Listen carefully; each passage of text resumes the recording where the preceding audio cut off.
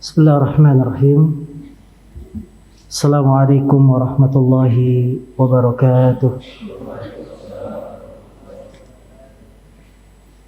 Innalhamdulillah nahmaduhu wa nasta'inuhu wa nastaghfiruh wa na'udzu billahi min shururi anfusina wa min sayyiati a'malina.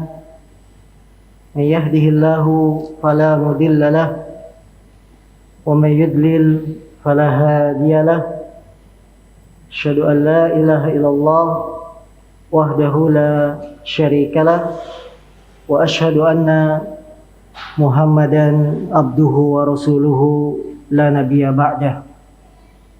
Yaqulullah tabaraka wa ta'ala ya ayyuhalladzina amanu taqullaha haqqa tuqatih wa la tamutunna illa wa antum muslimun. Qala ya ayuhan nas taqu rabbakum alladhi khalaqakum min nafsin wahidah wa khalaqa minha zawjaha wa batha minhuma rijalan katsiran wa nisaa wattaqullaha alladhi tasaaluna bihi wal arham innallaha kana 'alaikum raqiba. Fa inna asdaqal hadis kitabullah wa khairal hadi hadi Muhammadin sallallahu alaihi wasallam wa syarrul umuri muhdatsatuha fa inna kulla muhdatsatin bid'ah wa kulla bid'atin dhalalah wa kulla dhalalatin finnar. Alhamdulillah kaum muslimin yang dimuliakan Allah Subhanahu wa taala, malam hari ini kita kembali duduk di majelis ilmu, majelis yang telah Allah puji, yang telah Rasulullah sallallahu alaihi wasallam memberikan banyak pujian bagi orang-orang yang berkumpul dalam majelis ilmu. Majelis yang Allah akan menyebutkan nama-nama kita di sisinya. Majelis yang seluruh makhluk memohonkan ampun bagi para penuntut ilmu, sebagaimana dalam hadis yang sahih, sampai hewan-hewan, ikan-ikan di lautan mereka memohonkan ampun kepada para penuntut ilmu. Maka nikmat ini adalah nikmat yang besar. Kita bisa duduk bermajlis ilmu kembali, mendekatkan diri kepada Allah Subhanahu wa taala dengan membaca ayat Quran maupun hadis-hadis Nabi sallallahu alaihi wasallam. Saudaraku yang dimuliakan Allah Subhanahu wa taala, menuntut ilmu di zaman kita sangatlah penting, karena di zaman ini banyak sekali hal-hal yang baru yang bukan termasuk dalam syariat Islam.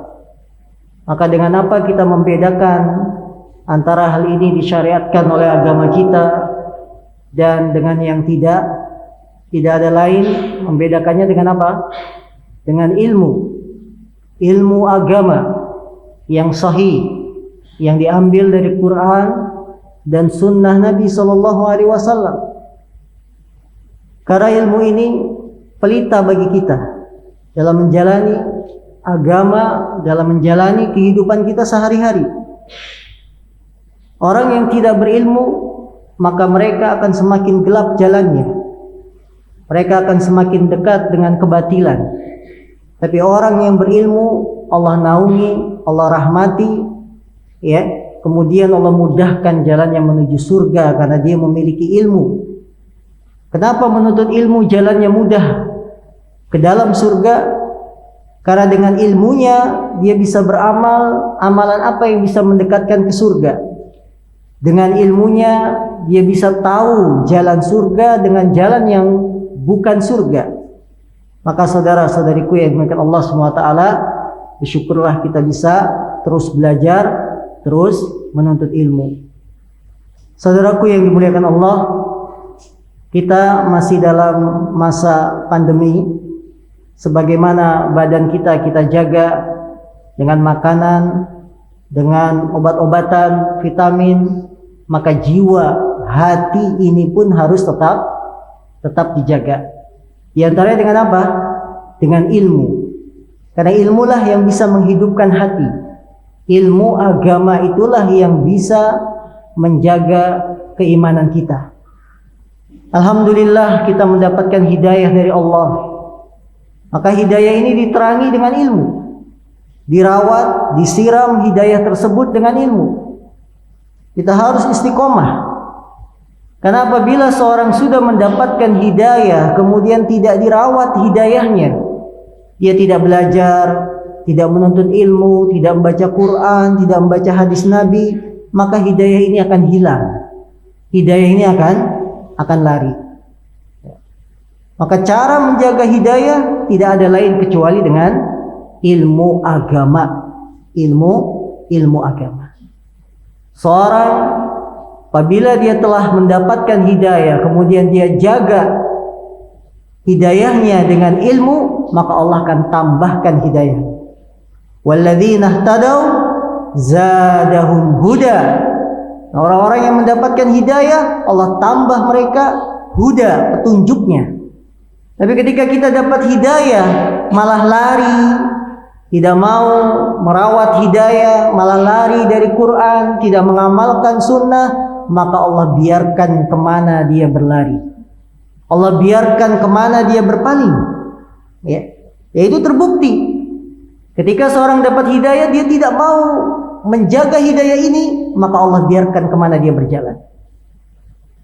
Wa may yushaqiqir rasul min ba'di ma tabayyana lahul huda wa yattabi' ghayra sabilil mu'minin nuwallihi ma tawalla wa nuslihi jahannam wa sa'at masira. Barang siapa yang memaksiati Rasul, tidak mengikuti Rasul, tidak mengikuti sunnah, min ba'di ma tabayyana lahul huda, setelah hidayah petunjuk itu jelas bagi dia, tapi dia tidak mau mengikutinya, wa yattabi' ghayra sabilil mu'minin, malah mengikuti bukan jalannya orang-orang mukminin, bukan jalannya para sahabat. Apa akibatnya? Nuwallihi ma tawalla, kami palingkan dia kemana dia berpaling. Kami biarkan dia istidraj. Ya, ketika seorang sudah berani meninggalkan Al-Quran, berani meninggalkan sunnah, Allah biarkan dia istidraj, menyimpang terus. Wa nuslihi jahannam, dan kami masukkan dia ke dalam neraka jahannam. Ya, na'udzubillahi min dzalik. Maka ikhwan, walaupun keadaan kita dibatasi sekarang, bukan berarti kita tidak belajar, tidak menuntut ilmu, bukan berarti seperti itu. Ya. Yang penuntut ilmunya tetap belajar, yang ustadznya tetap belajar, yang dai-nya tetap belajar. Karena belajar itu sampai akhir hayat, tidak ada batasannya. Maka antum-antum yang muda-muda semangat terus belajar. Ya, kalau merasa kita sudah lemah, orang tua, anak kita suruh belajar. Selama ada kesempatan, suruh dia belajar menuntut ilmu tinggi-tinggi. Karena kita butuh orang-orang yang kuat dalam ilmu. Kita butuh dai-dai yang meluruskan manusia ke jalan yang benar. Karena kalau kebenaran tidak nampak, pasti kebatilan akan muncul. Ya, kalau kita tidak menampakkan kebenaran, malu-malu, ya, tidak mau mendakwahkan al-haq, maka pasti yang muncul apa? Kebatilan. Dai-dai yang hanya pandai retorika, dai-dai yang hanya pandai berbicara tapi tidak berdasarkan dalil. Ilmunya apa? Cocok logi. Nah, apa ilmunya? Cocok-cocokan. Tidak. Maka kita belajar dan terus belajar. Karena inilah tantangan dakwah. Ketika kita tidak menampakkan kebenaran, maka kebatilan itu akan muncul. Saudariku yang dimuliakan Allah SWT, para ikhwan, kita masih dalam buku 40 Kiat Islam agar terhindar dari wabah. Mudah-mudahan bisa kita selesaikan supaya bulan depan kembali pada buku Hukuk Da'at Ilaihal Fitrah, hak-hak yang diserukan dalam agama. Poin ke-21, Yang punya bukunya atau PDF-nya, karena buku ini belum ada versi cetaknya, hanya versi PDF. Salah satu kiat untuk terhindar dari wabah yang ke-21 adalah membaca ayat kursi. Membaca ayat kursi. Karena barang siapa yang membaca ayat kursi akan dihindarkan dari segala keburukan. Hal ini berdasarkan hadis yang dikeluarkan oleh Imam Al-Bukhari.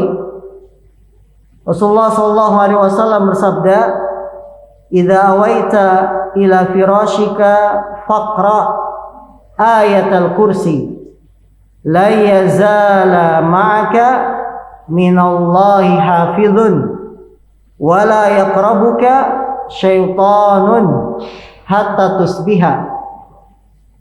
Apabila kamu hendak ke tempat tidurmu, maka bacalah ayat kursi. Sesungguhnya kamu akan dijaga oleh malaikat yang diutus oleh Allah, dan kamu tidak akan didekati oleh syaitan sampai waktu pagi. Hadis ini hadis sahih, dikeluarkan oleh Imam Bukhari dan dikuatkan oleh sahabat Abu Hurairah ketika beliau bercerita, suatu malam aku ditugaskan menjaga mal zakat, menjaga harta zakat. Kemudian ada jin yang berupaya mencuri harta zakat. Ketika didapati oleh Abu Hurairah, diancam jin ini, akan aku laporkan kamu kepada Rasulullah. Jin ini mengatakan, jangan, aku tidak akan mengulanginya. Akhirnya dilepas sama Abu Hurairah. Ternyata besok malamnya dia datang lagi, mencuri lagi harta zakat. Ya, sampai yang ketiga kali jin ini mengatakan, jangan dilaporkan kepada Rasulullah, dan aku ajarkan kamu sebuah ayat di dalam Al-Quran yang kalau kamu baca di waktu malam, maka kamu tidak akan diganggu, kamu akan dijaga sampai besok pagi. Ayat apa itu, kata Abu Hurairah? Yaitu ayat kursi. Akhirnya kejadian ini diceritakan oleh Abu Hurairah kepada Rasulullah, dan Rasulullah membenarkan. Shadaqaka wa huwa kadzub. Setan jin tersebut benar, mengajarkan ayat kursi itu benar. Wa huwa kadzub, tapi dia banyak dusta, banyak bohongnya. Kaum muslimin yang dimuliakan Allah, ayat kursi banyak sekali keutamaannya. Bahkan ayat ini diperintahkan kepada kita semua untuk dibaca setiap selesai sholat. Ketika zikir selesai sholat. Sholat apa? Sholat wajib. Karena zikir-zikir sholat itu tidak ada yang dibaca untuk sholat sunnah. Zikir sholat itu dibacanya setelah sholat wajib. Rasulullah memerintahkan agar kita baca ayat kursi. Kemudian zikir pagi juga ada ayat kursinya. Zikir sore juga ada ayat kursinya. Mau tidur ayat kursi, dan seterusnya. Maka ayat kursi ini jangan lupa untuk dibaca setiap malam. Allah akan menjaga kita sampai waktu pagi. Para ulama mengatakan dijaga di sini bukan hanya dari setan, tapi dari keburukan secara umum. Ya, keburukan secara umum.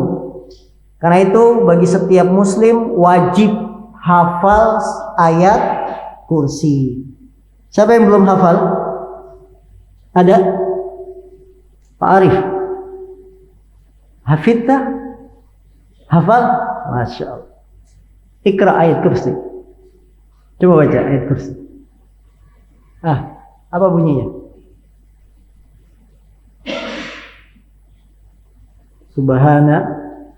Oh enggak, salah. Jadi apa? Alhamdulillah. Yakin?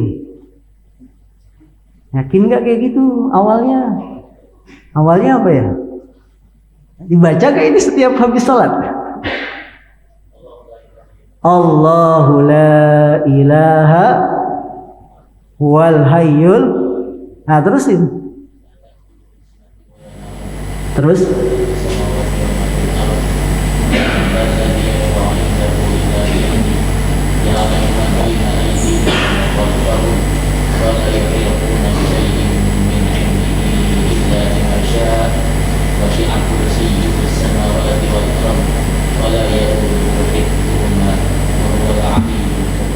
hah? Oh, Masya Allah. Nah, ini hadiahnya. Dilancarin lagi. Ayat kursi. Setiap sholat itu kita baca. Ya.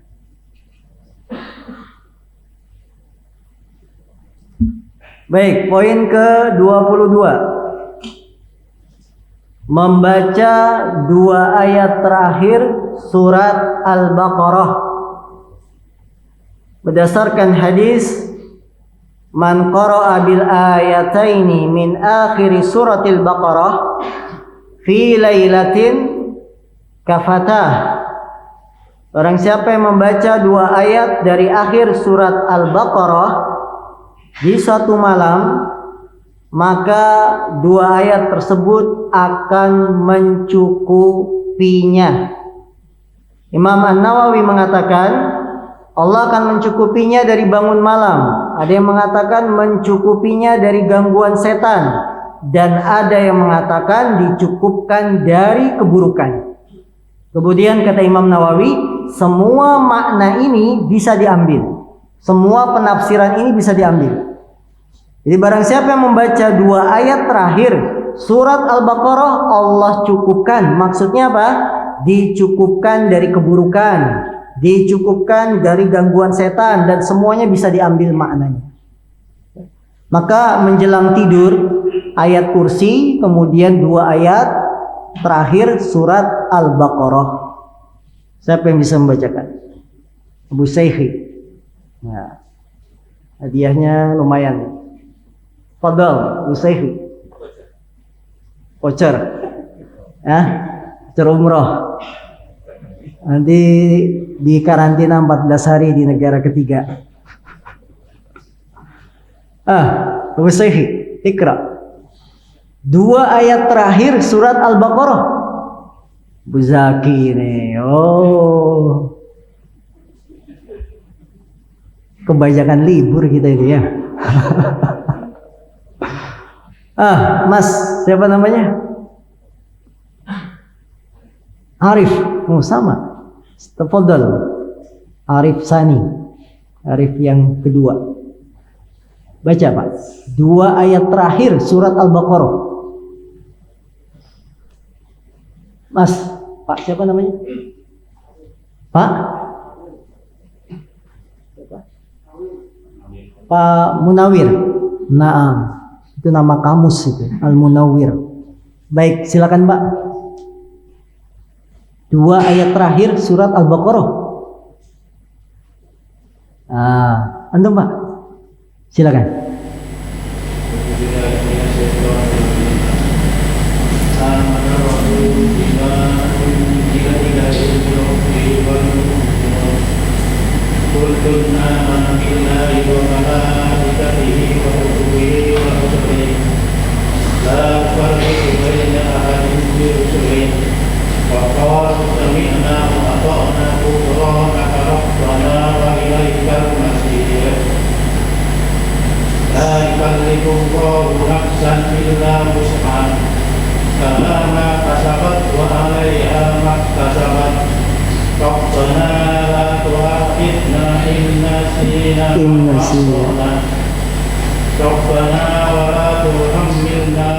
Rabbana wa la tahmil kama amaltahu ala alladziina min qablina Rabbana wa la tuhammilna ma la taqata lana bihi wa'fu 'anna waghfir lana warhamna maulana anta maulana fansurna 'alal qaumil kafirin. Masya Allah, ahsanta. Tafadhal. Baik, poin ke-23. Membaca surat Al-Ikhlas, Al-Falaq, dan An-Nas. Hafal? Apa? Mau baca, Pak? Masya Allah. Fadhal.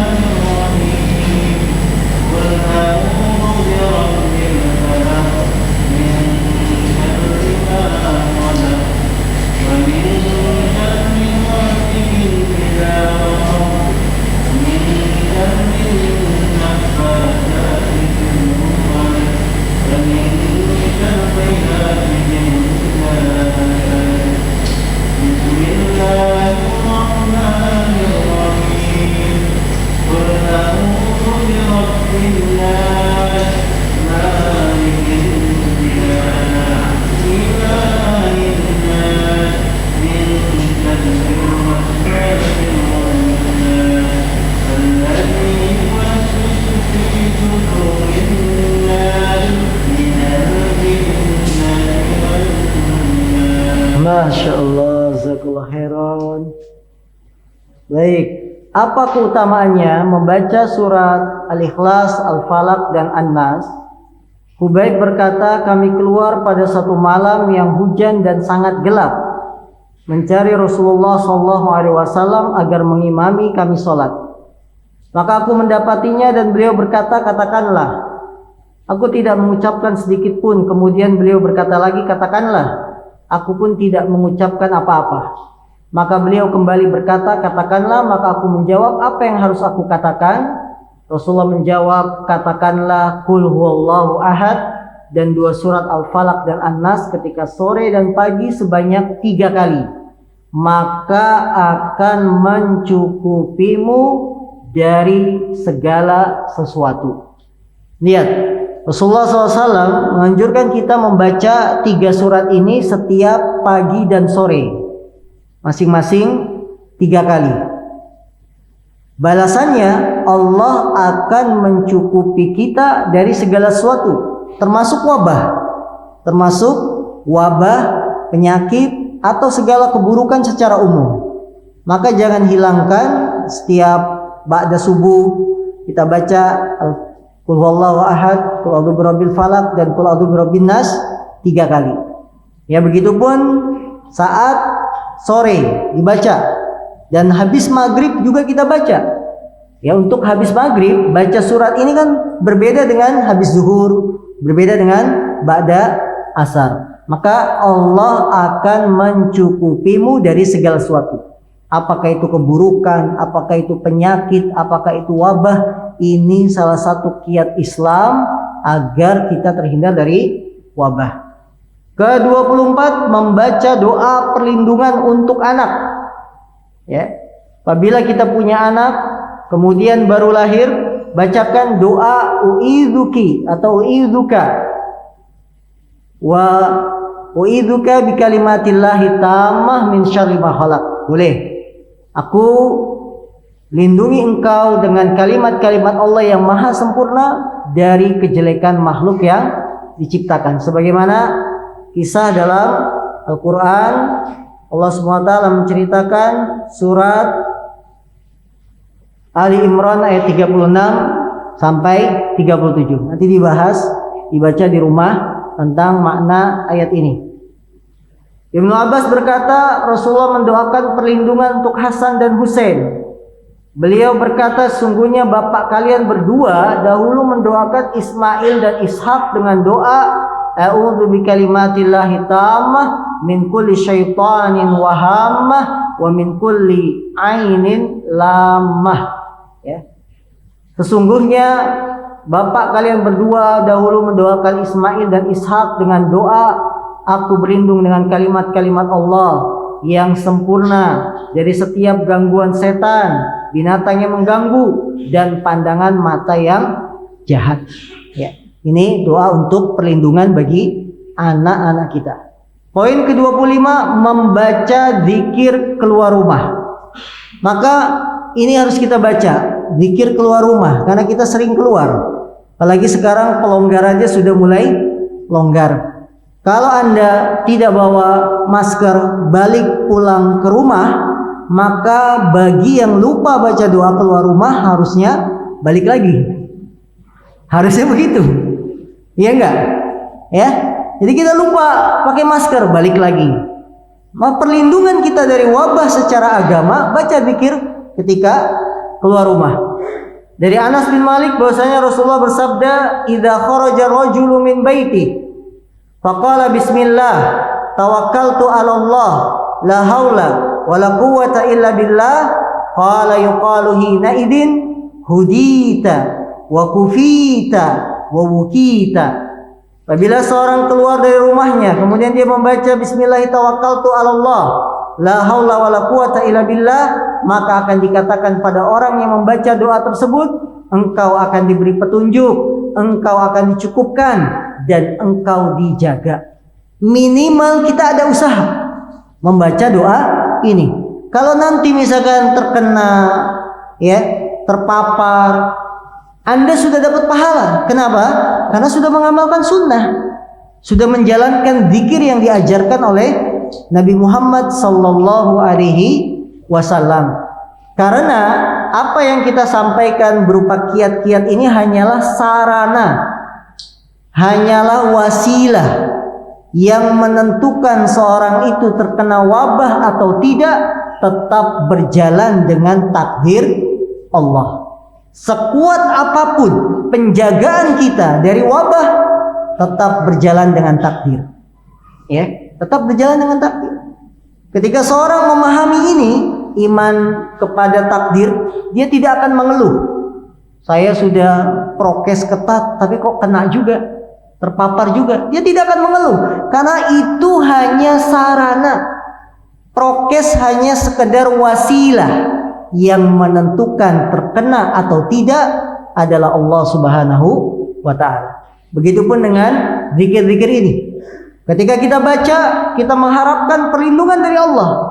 Karena Rasulullah mengatakan dicukupkan dan dijaga. Nabi tidak mungkin bohong. Nabi tidak mungkin salah. Akan tetapi semuanya berjalan tetap dengan takdir ketentuan Allah Subhanahu wa ta'ala. Ke-26, membaca doa perlindungan dari musibah yang bisa datang tiba-tiba. Artinya musibah yang sekarang di akhir-akhir zaman semakin banyak tanda dekatnya hari kiamat.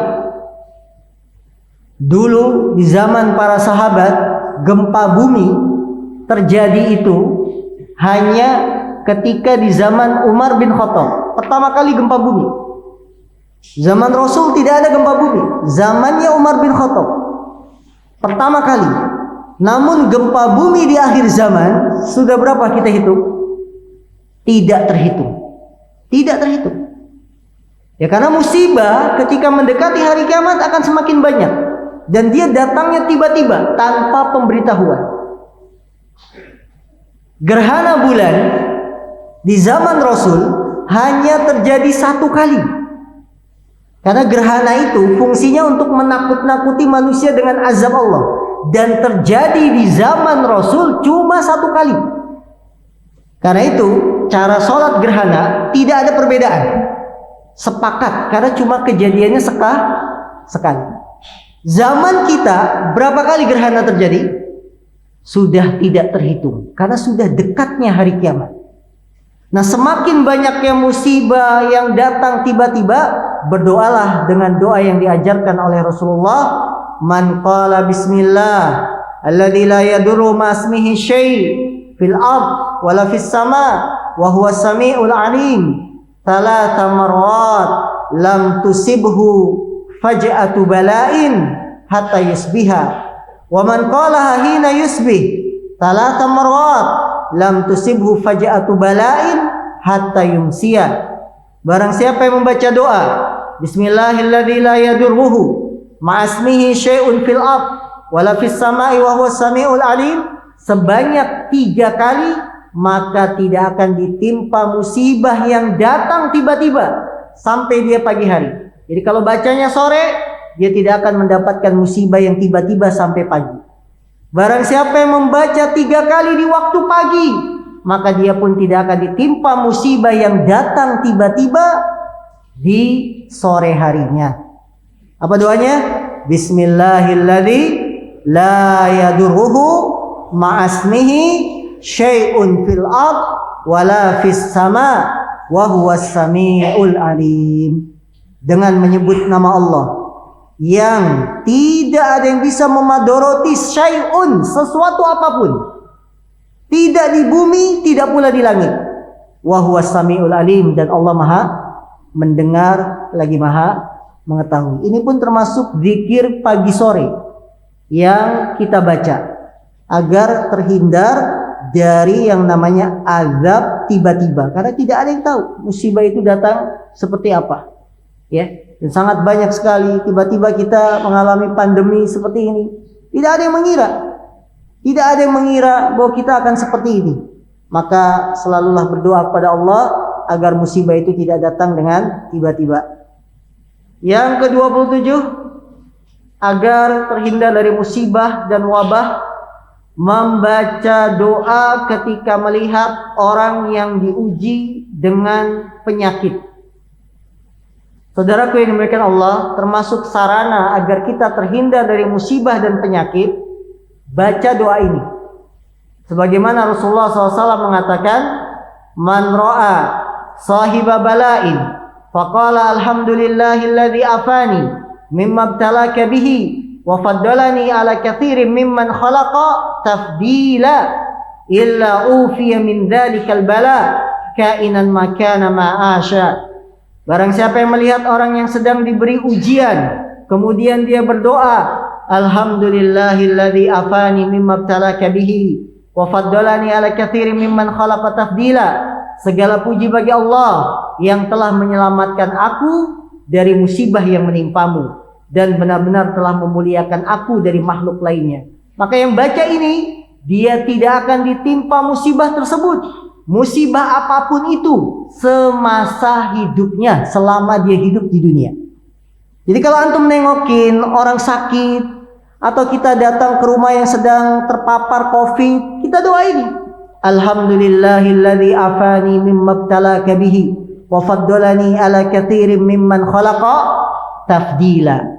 Dia akan dihindarkan dari musibah yang serupa selama hidupnya, semasa hidupnya. Ada yang sudah praktek? Kita datangi yang lagi isoman sambil ngasih bantuan, alhamdulillahilladzi afani, gitu? Nggak ada, lupa. Ya, karena itu kaum muslimin, ini kita baca agar kita tidak terkena musibah yang serupa. Karena Rasul yang menjanjikan ini, apapun itu semasa hidupnya, musibah apapun kita lihat, kita baca doa, alhamdulillahilladzi afani. Segala puji bagi Allah yang telah menyelamatkan aku. Mimma ibtalaka bihi, dari apa yang Engkau berikan ujian ya Allah kepada dia. Ya, itu kita baca. Jadi bagi yang sekarang masih ada tetangganya, kerabatnya, kemudian kita tengok, kita jenguk, kita baca agar kita tidak terkena musibah yang serupa. Ada yang hafal doanya? Bu Saifi, mau dapat hadiah juga dia. Silakan, Bu Saifi.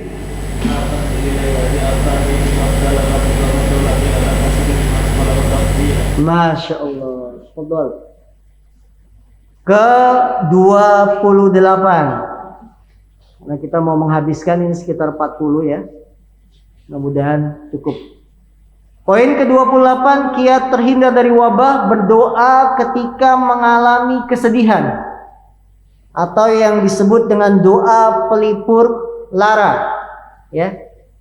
Doa ini doa yang sangat menakjubkan sekali. Kalau Anda sedang sedih, sedang gundah gulana, baca doa ini.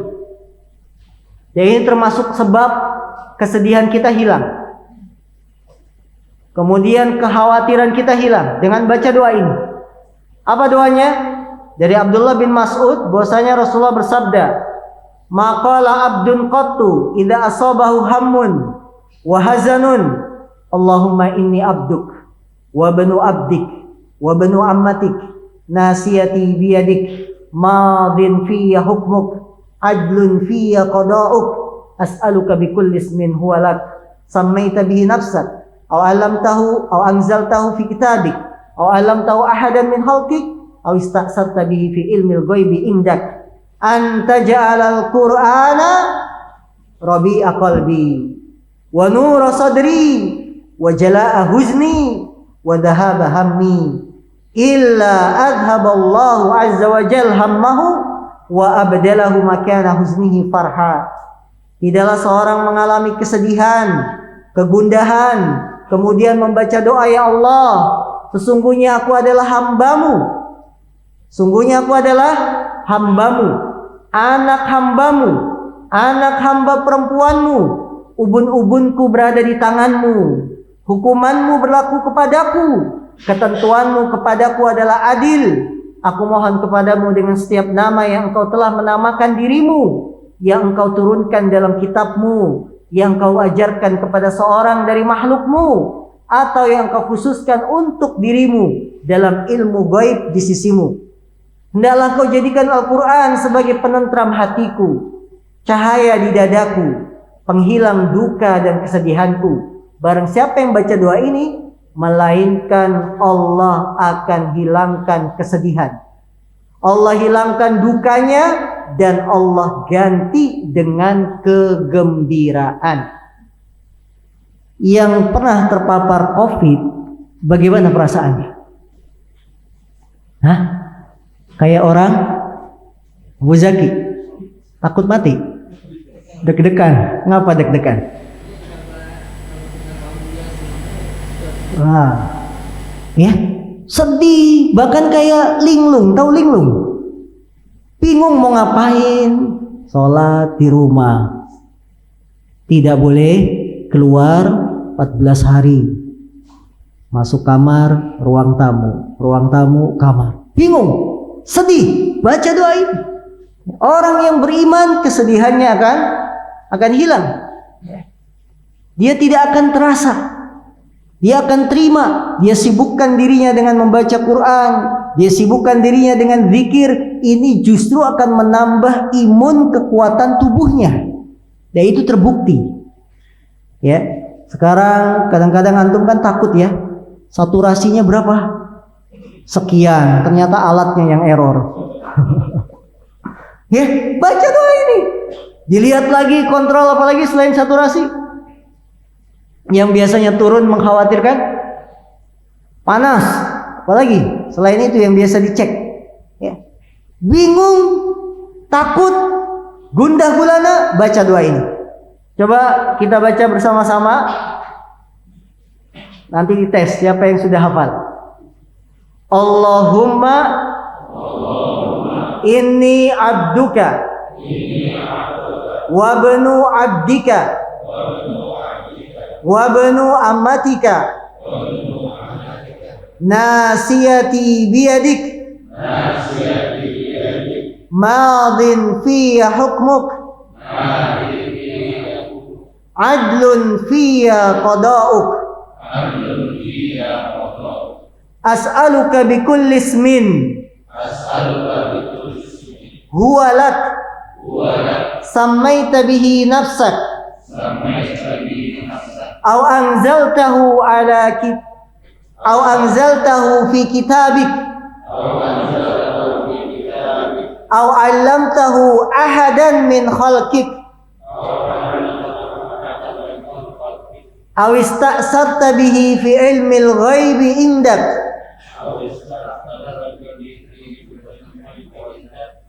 anta ja'alal qur'ana rabi'a qalbi wa nura sadri wa jala'a huzni wa dhahaba hammi. Ya, sampai di sini doanya. Ada yang hafal? Panjang ya. Nanti di rumah dibaca. Ya. Di hafalkan. Hah? Bisa jila, bisa jala.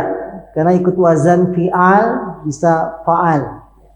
Yang artinya penghilang kesedihan. Huzni itu kan kesedihan. Jala itu artinya, makanya ada suatu kitab karangan Imam Ibnu Qayyim, Jala'ul Afham fi hukmi salat ala nabiyyi khairil anam. Itu bisa dibaca Jala'ul Afham, bisa dibaca Jila'ul Afham. Ini kitab berbicara tentang keutamaan salawat kepada Nabi. Beliau menyebutkan di sana 100 lebih keutamaan salawat kepada Nabi. Judulnya apa? Jala'ul Afham fi hukmi salati ala nabiyyi khairil anam. Baik, nanti di rumah dihafalkan, bulan depan ditagih satu-satu. Ke-29, makan kurma ajwa. Tahu kurma ajwa? Baik, ya. Ada Abu Yusuf di sini? Jual Abu Yusuf kurma ajwa. Baik, ya. Apa keutamanya kurma ajwa? Rasulullah SAW bersabda, "Man tasabbaha bi sab'i tamaratin ajwa, lam yadurrahu dzalikal yauma summun wala sihrun." Barang siapa yang makan 7 butir kurma ajwa pada pagi hari, maka pada hari itu dia tidak akan tertimpa racun maupun sihir. Racun tidak akan kita rasakan kalau kita makan kurma ajwa di setiap pagi 7 butir. Begitupun sihir. Ya, tapi ingat, kurma ajwa dan rutin tiap pagi. Ini berat. Karena 1 kilonya berapa? Ya, kurma ajwa berat. Ada yang mampu? Karena kita bukan terbiasa makan kurma ya. Kan kurma. Kita terbiasa sarapan nasi uduk 5.000 segambreng. Tapi kurma ajwa 7 butir, nggak nendang katanya. Baik, itu keutamaan kurma ajwa. Dan setidaknya ada di rumah buat jaga-jaga, ya, terhindar dari racun, terhindar dari penyakit. Ya, misalkan sehari kita konsumsi pagi harinya, besok libur, selingi, atau minimal saat puasa, ketika sahur konsumsi kurma ajwa sahurnya, ya, maka ini akan setidaknya kita mengamalkan sunnah Nabi Shallallahu Alaihi Wasallam, ya, agar terhindar dari wabah. Ke-30, beradab ketika bersin memutus tersebarnya wabah. Allahu Akbar. Termasuk petunjuk Nabi ketika bersin adalah beliau menutup hidung dan mulutnya dengan kain atau semisalnya saat bersin. Lihat. Jadi anjuran memakai masker Islam ternyata lebih dahulu. Islam ternyata lebih dahulu. Rasulullah SAW menganjurkan ketika kita bersin, tutup hidung mulut dengan kain atau semisalnya. Keterangannya dalam kitab Zadul Ma'ad. Tujuannya agar kotoran yang keluar ketika bersin tidak menyebar dan menyakiti orang lain. Abu Hurairah berkata, "Kana Rasulullah sallallahu alaihi wasallam idza atasa wada'a yadahu aw thawbahu ala fihi." Adalah Rasulullah SAW, kata Abu Hurairah, apabila beliau bersin, beliau meletakkan wado'a yadahu au thawbahu, atau bajunya, ala fihi, pada mulutnya. Jadi kalau sekarang secara kesehatan kita dianjurkan pakai masker agar ketika bersin racun tidak mengenai orang, Islam sudah lebih dahulu. Ya. Ini Rasulullah SAW, dan hadisnya sahih, dikeluarkan oleh Imam Abu Daud, Tirmidzi, dan hadisnya hasan, ya, dihasankan oleh Syalbani. Maka kaum muslimin yang dimuliakan Allah, tidak ada satupun petunjuk kesehatan kecuali Islam lebih dahulu. Islam sudah mendahului tentang adab-adab tersebut. Para ahli ilmu juga telah menyatakan bahwa perintah menutup mulut ketika bersin mengandung 2 hikmah yang sangat dalam. Pertama, barangkali dari bersin ini akan keluar berbagai penyakit yang dapat menular kepada orang lain yang berada di sekitarnya.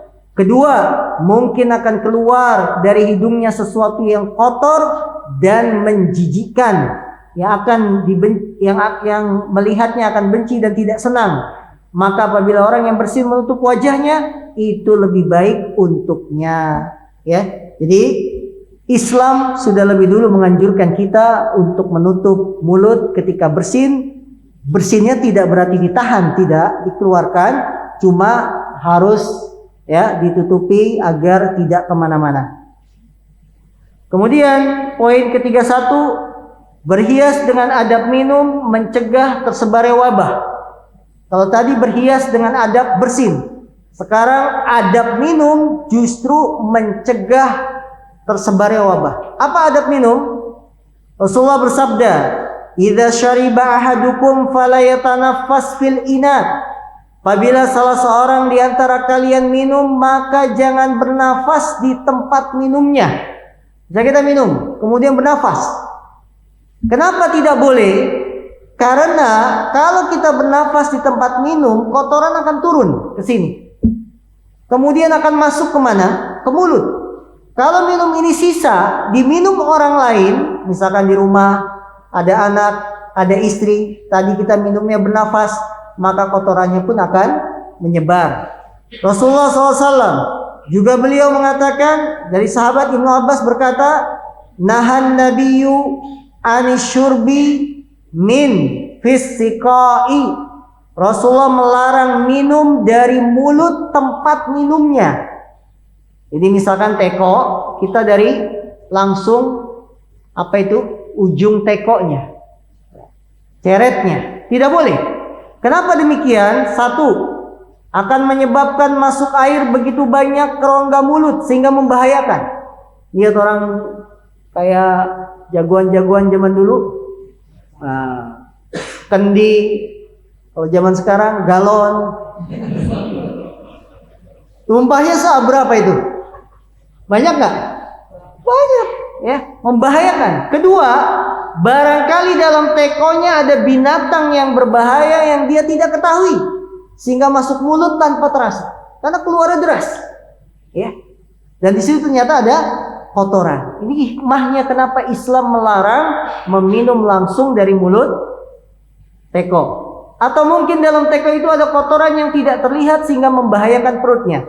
Atau bisa jadi yang minum dari mulut teko sedang sakit hingga penyakitnya bisa menular kepada yang minum setelahnya. Yang minum dari teko orang pertama, orang kedua minumnya pakai gelas dituang, tapi sama-sama kotorannya sudah menempel di teko. Itulah Islam menjaga bagaimana kita bisa terlindung dari yang namanya wabah. Poin ke-32, menjaga kebersihan badan dan cuci tangan. Allahu Akbar. 3M, mencuci tangan. Ternyata Islam sudah mendahului. Apa dalilnya? Ya ayyuhalladzina amanu idza qumtum ilas shalah faghsilu wujuhakum, dan seterusnya. Wahai orang yang beriman, apabila kamu hendak melaksanakan salat, basuhlah, usaplah wajahmu, tanganmu sampai siku, kepalamu, kemudian kakimu, ya, sampai mata kaki. Kita mau sholat disuruh bersuci, berwudu. Apa hikmahnya? Karena untuk satu, beribadah kepada Allah. Karena kalau kita berwudu, dapat pahala dari Allah, dapat pahala mengikuti sunnah Nabi. Dan yang ketiga, ternyata demi kebersihan kita. Kita tidak tahu habis kegiatan apa. Ada yang bercocok tanam, ada yang setelah kerja. Maka sebelum sholat berwudu, menghilangkan debu-debu, kotoran-kotoran yang menempel di tangan, di wajah, dan seterusnya. Ya. Maka kesehatan protokol yang dianjurkan di zaman kita sekarang, Islam sudah mendahului. Jangan lupa mencuci tangan setiap habis berkegiatan, begitu kan pesannya? Islam sudah lebih dulu. Sebelum makan, kata Nabi apa? Cuci tangan. Kalau menimpamu sesuatu, jangan salahkan siapa-siapa. Karena di dalam cuci tangan memang ada kebersihan. Dan itu sudah diajarkan oleh Islam. Rasulullah SAW, dari Aisyah, beliau berkata, kana Nabiyyu sallallahu alaihi wasallam idza arada an yanama wa huwa junubun ghasala farjahu wa tawaddu'a lis-shalah. Aisyah berkata, adalah Rasulullah apabila dalam keadaan junub dan beliau hendak tidur, beliau mencuci kemaluannya dan berwudu seperti wudu untuk sholat. Ini bagi yang junub tidak mau langsung mandi. Minimal wudu. Minimal apa?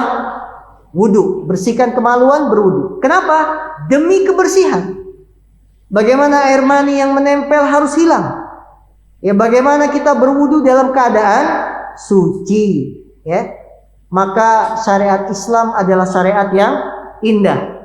Termasuk dalam hal ini juga adalah mencuci tangan yang kotor sebelum tidur. Karena bisa jadi kotoran di tangan yang terbawa tidur membawa penyakit yang tidak ringan. Rasulullah bersabda, "Man nama wa fi yadihi gomarun wa lam yaksilhu fa asabahu syai'un fala yalumanna illa nafsah."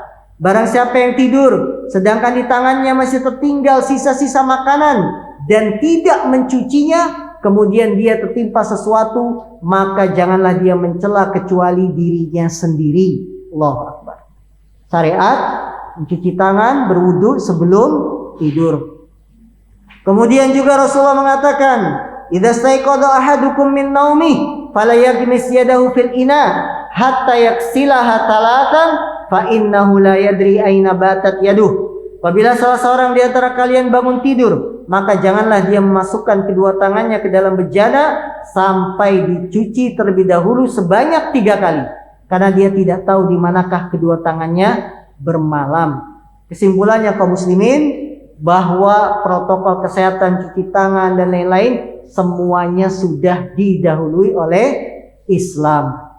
Ke-33, melaksanakan sunnah fitrah akan terjaga dari penyakit.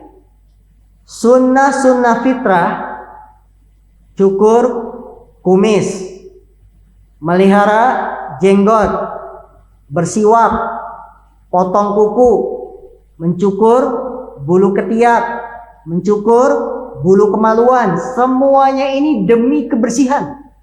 Demi kebersihan. Orang yang tidak menjaga sunnah fitrah, penyakit bisa terkumpul di ketiaknya, penyakit bisa terkumpul di sekitar kemaluannya. Ya, makanya yang suka mengeluhkan penyakit di selangkangan dan lain-lain itu kurang bersih. Padahal Islam sudah mengajarkan. Lihat anak-anak pesantren, itu penyakitnya kan gatel. Ya, mau tidur konsernya apa? Garuk-garuk paha, karena dia tidak menjaga kebersihan. Anak-anak santri itu celana dalam nggak diganti seminggu. Ya. Males anak santri, ya seperti itu.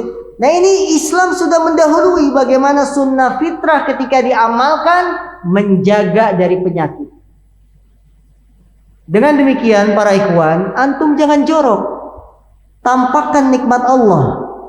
Beli ya celana dalam yang banyak biar bisa ganti celana dalam itu setiap mandi ganti. Jangan nunggu sehari sekali. Masa kayak begini perlu diajarin? Gak usah diajarin Ustadz kalau ganti celana dalam. Setiap mandi ganti celana dalam. Ya, biar apa? Bersih. Karena kalau bersih tidak terkena penyakit eksim, apalagi selain eksim. Ya, dan lain-lain. Karena kebersihan itu adalah bagian dari Islam. Apa kata Rasulullah SAW? At-tahuru syatrul iman. At-tahur, kebersihan, syatrul iman, bagian dari keimanan. Maka tidak ada ikhwan itu jorok, kucel, ya, demok. Ikhwan itu rapi, bagus, rambutnya rapi, kopiahnya bagus. Jangan kopiah kayak sarang tahu. Bersih, beli kopiah banyak, ya, ganti sehari, 2 hari sekali ganti, sarungnya ganti. Jangan itu tuh saya zuhud Pak Ustadz, bukan zuhud itu. Kebangetan ini, ya. Tidak, tapi bersih. Rasulullah bersih. Rasulullah menjaga sunnah fitrah. Beliau kalau doa dalam kondisi genting, beliau angkat tangannya tinggi-tinggi sampai kelihatan ketiaknya yang putih. Kalau ketiaknya tidak pernah dicukur, kelihatan ketiaknya yang hitam. Tapi para perawi hadis mengatakan apa? Sampai Rasulullah kelihatan ketiaknya yang putih. Berarti beliau menjaga sunnah fitrah, cukur bulu ketiak. Ya. Nah ini, jadi Islam itu indah. Bagaimana mengajarkan kita untuk bersih, yang tidak ada lain bersih itu untuk kesehatan kita. Antum di rumah, banyak di rumah, kerja di rumah, bersihkan kamar mandi. Jangan kamar mandi kita kotor sampai kuning-kuning. Ya Allah, bersihkan. Laki-laki bersihkan. Rasulullah di rumah, beliau bantu istrinya. Beliau jahit bajunya yang bolong, sandalnya yang putus. Beliau memerah susu. Tapi kalau sudah azan, loncat Rasul. Loncat apa maksudnya? Pergi, sholat. Seolah-olah tidak mengenal keluarganya. Itu Nabi.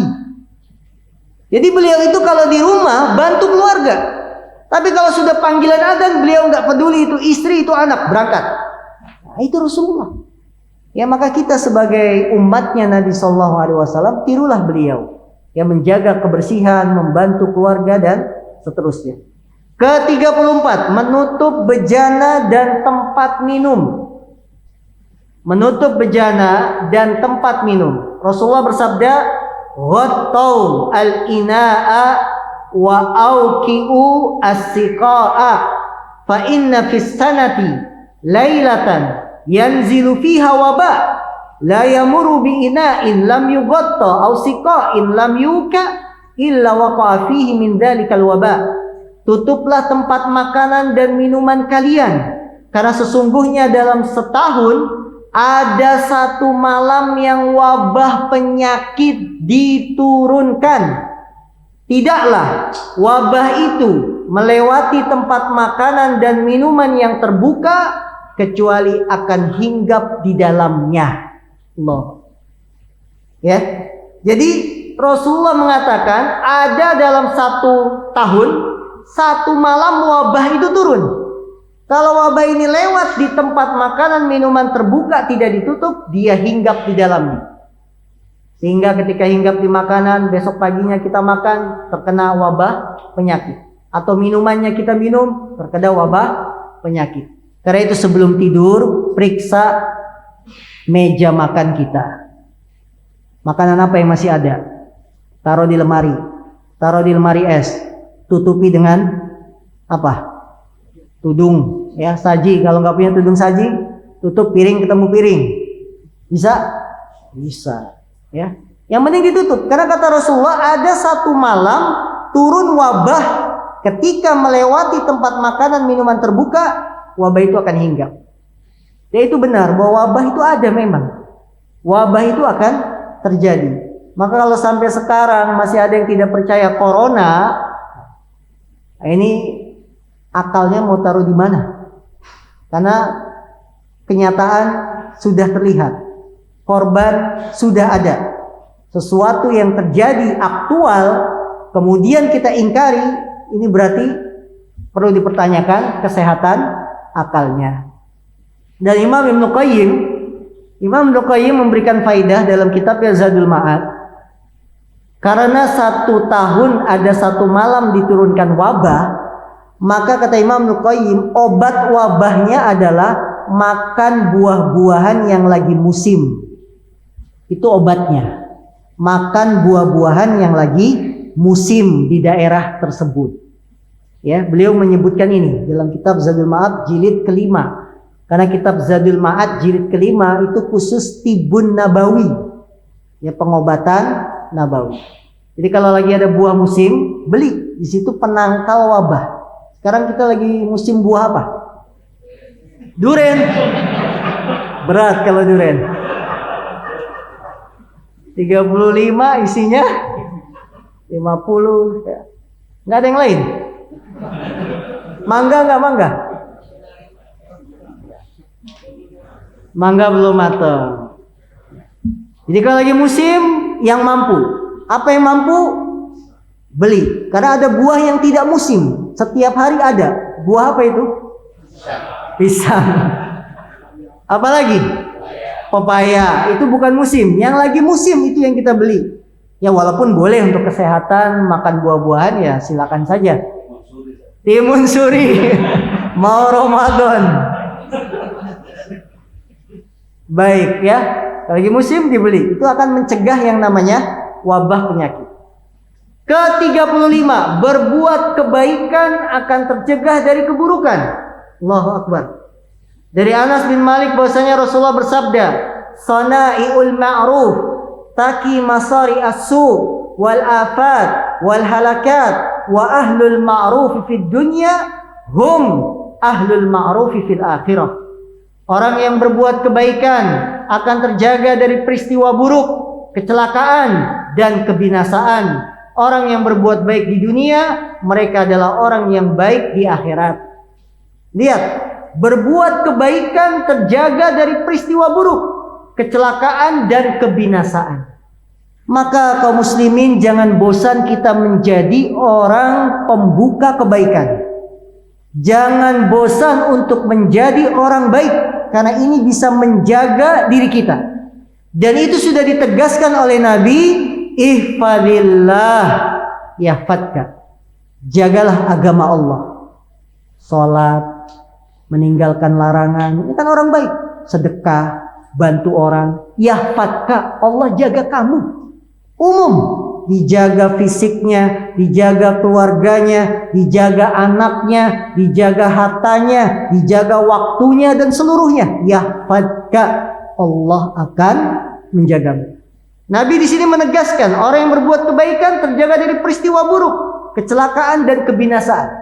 Coba kita ingat-ingat, kadang-kadang kita terhindar dari keburukan gara-gara perbuatan baik yang kita lakukan. Ya, seperti itu.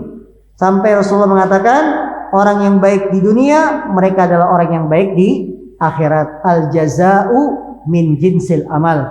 Balasan itu sesuai dengan jenis amalan. Ke-36, sedekah penolak bala. Dengan sedekah maka bala musibah akan tertolak. Allah berfirman, fa amma man a'ta wattaqa wa saddaqa bil husna fasanuyassiruhu lil yusra.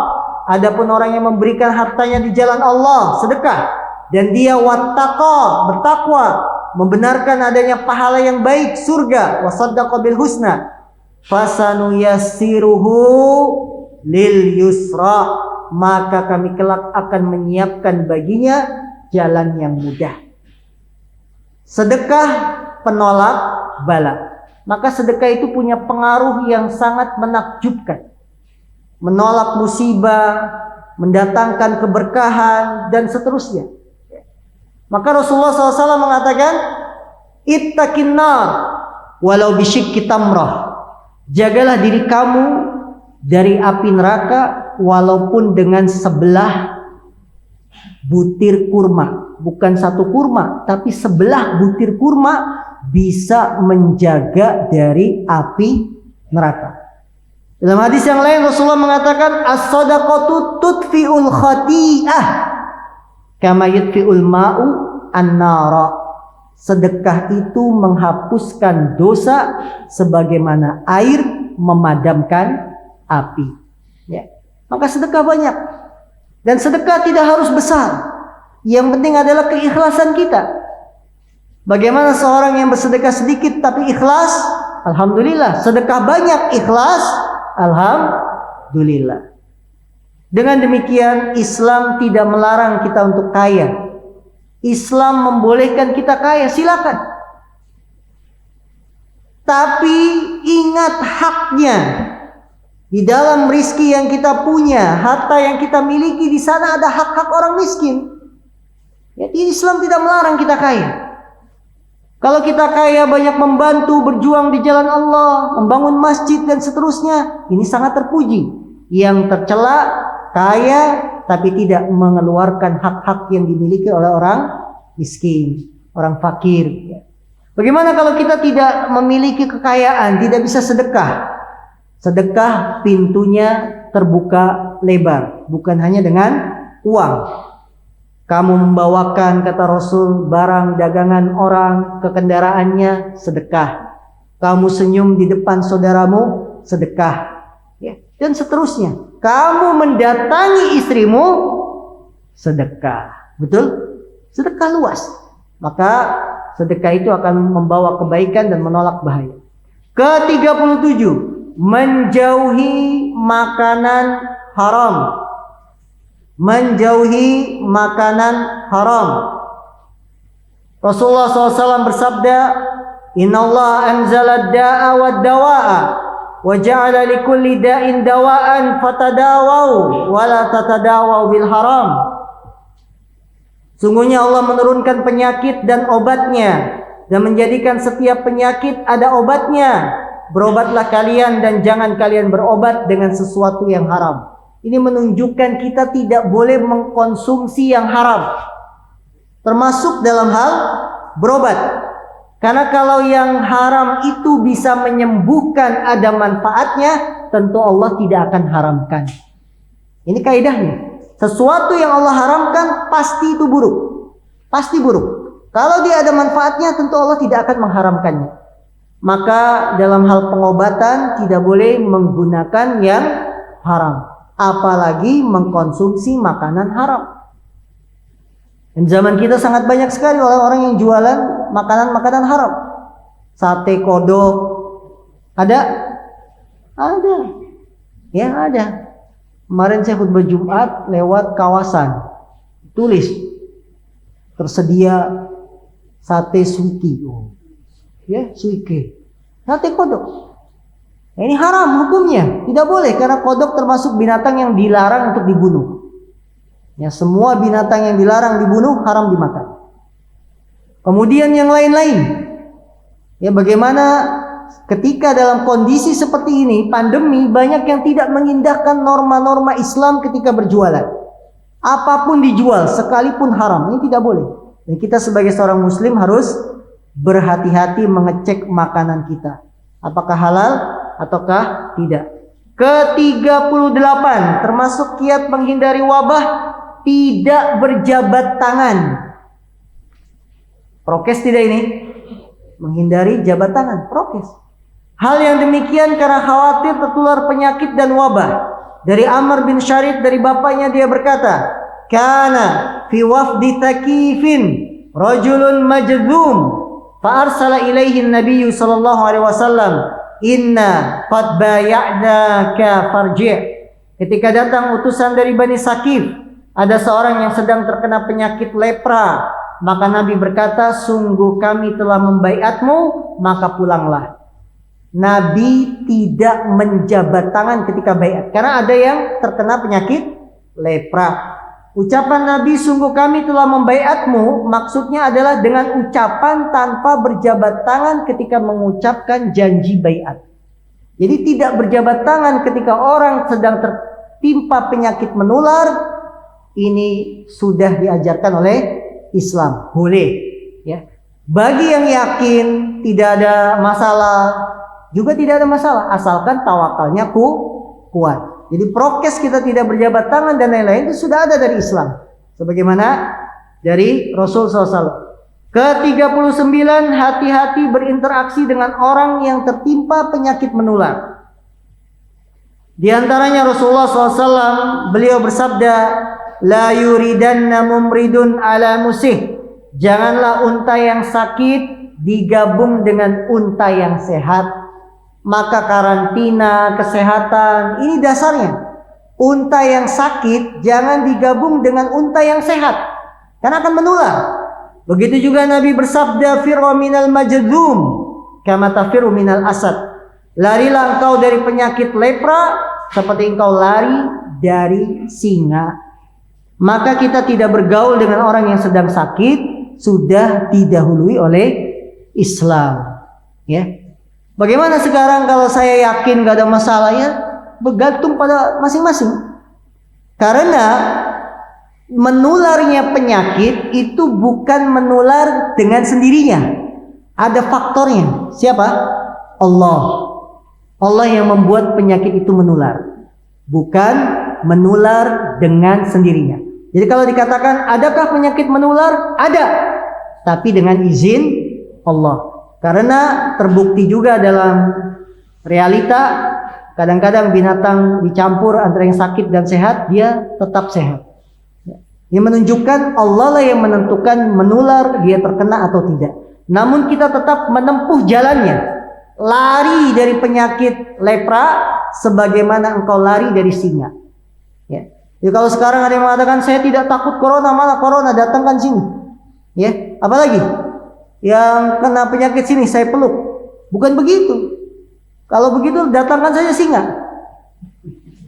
Berani nggak? Ya, karena kata Nabi lari dari penyakit menular sebagaimana engkau lari dari singa. Ya, tidak boleh kita sombong dengan menantang takdir dan lainnya. Karena kita diperintahkan untuk menempuh sebab. Terakhir, tinggal di rumah memutus mata rantai penularan wabah. Apa istilah prokesnya ini? Tinggal di rumah. Di rumah saja. Ya, di rumah saja.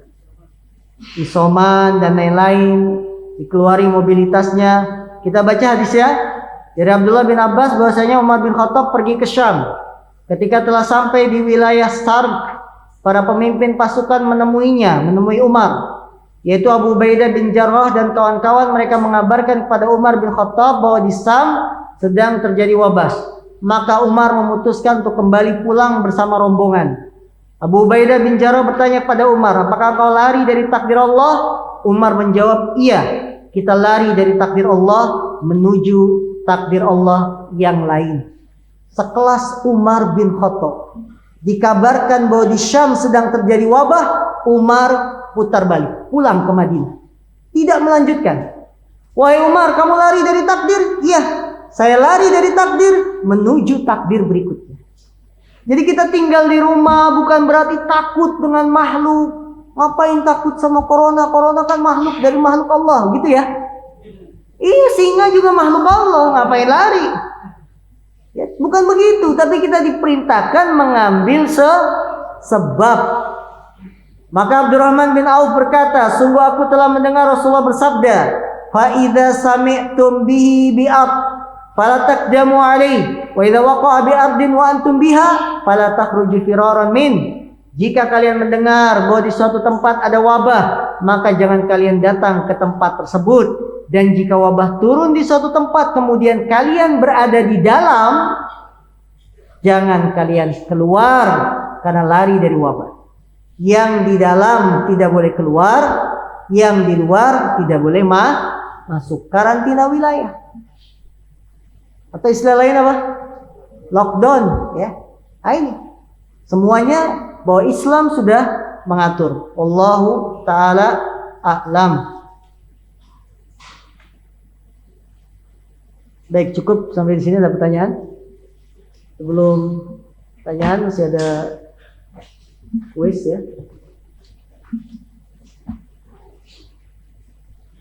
Baik, pertanyaan pertama, angkat tangan yang bisa. Siap. Sebutkan nama sahabat yang bertemu dengan jin dan diajarkan surat ayat kursi. Pak Fajar. Masya Allah. Fadl. Pertanyaan kedua.